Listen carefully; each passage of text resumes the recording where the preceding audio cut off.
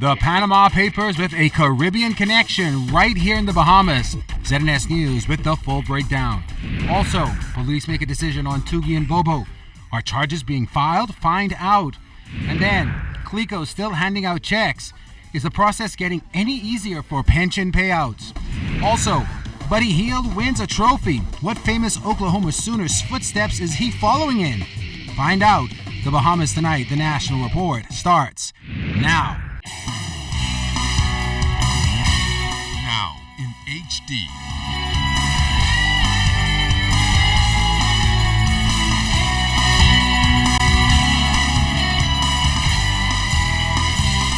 ZNS Network presents The Bahamas Tonight. This portion of the news brought to you by BTC Every Day.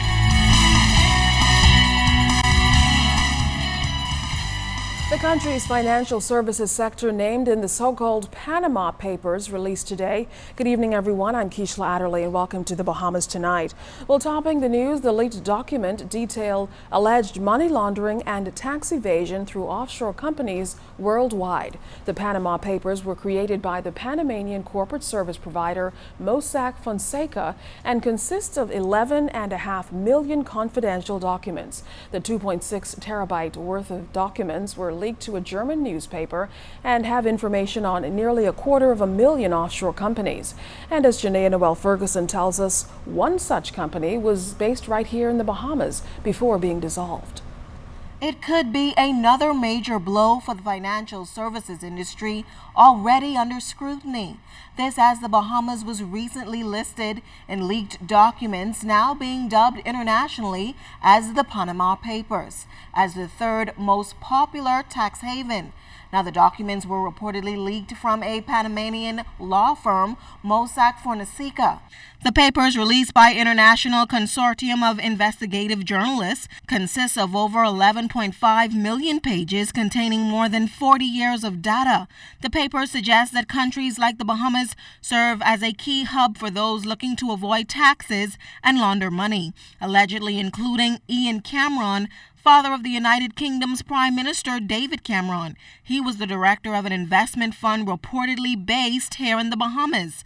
Now, the documents also name a prominent Bahamian bishop now deceased who reportedly acted in various roles, including vice president of that fund, which we understand was later dissolved in the late 1990s. Minister of Financial Services Hope Strawn spoke of the local industry and the government's action to avoid blacklisting. Because this is while that's a regional problem where despite the fact that we have and continue to be compliant on a regulatory stand, we continue to be blacklisted by certain countries. Ryan Pinder, a U.S. tax attorney and partner at Graham Thornton & Co., allayed fears of the possible negative implications for the Bahamas. He said that as a financial hub, it was no surprise that the Bahamas was named. The sensationalism around it creates unnecessary and in many instances incorrect branding. You use two words, tax haven and a place for money laundering. Yes, we're going to be active. There's cross-border flows of capital, of money, of structuring, of companies, of doing business.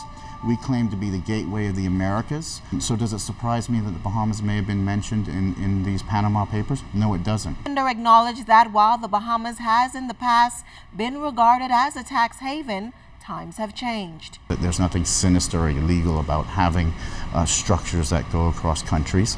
I think we have to recognize that we have the talent in the Bahamas to protect our industry. We don't have bearer shares. We haven't had bearer shares since the 2000s, early 2000s, late 90s. When asked about the possible negative impact on the Bahamas as a result of the Panama Papers, Pinder said it may be too soon to tell. And certainly with knowing that these unlawful leaks have occurred in jurisdictions such as Panama and prior, the British Virgin Islands.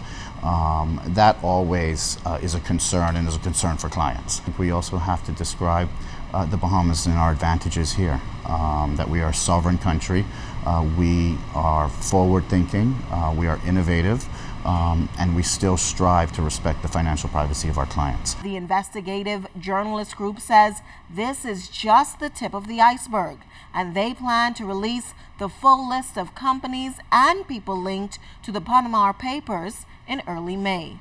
Janae Noel Ferguson, ZNS Network News. Well, Financial Services Minister the Honorable Hope Strawn says the leak of the documents, which list the Bahamas as the third most popular tax haven, is disconcerting, and the leak further challenges the work and validity of international financial centers. Strawn addressed the leak at a press conference this evening, saying the matter is particularly troubling since the Bahamas is a compliant jurisdiction operating under international regulatory standards. She says the Bahamas continues to ensure it does everything to remain compliant and maintain its reputation as a premier financial center. Further, she says the country consistently demonstrates its commitment to international tax transparency, anti-terrorism, laundering, and countering of financial terrorism initiatives. The minister says it's too early to tell if the Bahamas will be impacted negatively, but officials must also confirm the facts of what's been reported and make a determination as the matter progresses. She also says it's unfortunate that regulatory bodies continue to go out of their way to label countries like the Bahamas on the basis of what suits them. It must be reiterated that the Bahamas has been deemed compliant by the Organization of Economic Cooperation and Development, better known as the OECD, Global Forum on Transparency and Exchange of Information for tax purposes. Further, the Bahamas has committed to the implementation of the automatic exchange of information by the OECD and to the Common Reporting Standard using a bilateral approach that is fully endorsed by the OECD.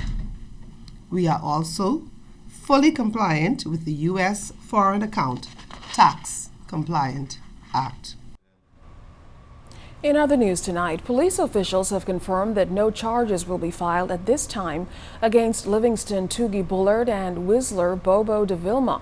These are the two men reportedly linked to the murder-for-hire scheme involving billionaires Louis Bacon and Peter Nygaard. The men were released from police custody late last week after they were arrested that Wednesday.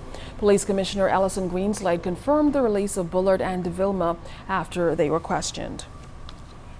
A jury has been impaneled in the Jeffrey Hepburn murder trial. Hepburn is accused of killing 42-year-old Bridget Williams during an altercation which dates back to general election night, May 2012. But Hepburn has denied any involvement in the matter.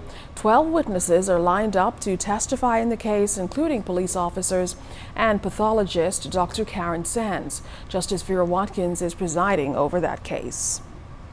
Also tonight, police in Grand Bahama are investigating the shooting death of a 22-year-old male in Hannah Hill, 8 Mile Rock. Police say around 2 o'clock Sunday morning, they were on mobile patrol in the 8 Mile Rock area when gunshots were heard.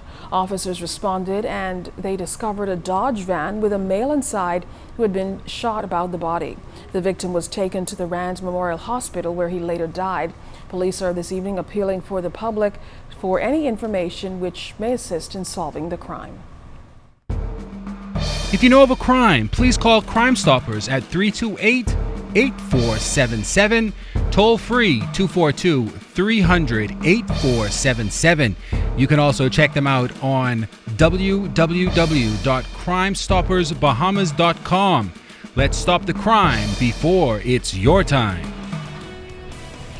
Big news for Buddy Hield. Find out what it is coming up. You're watching the Bahamas Tonight, the National Report.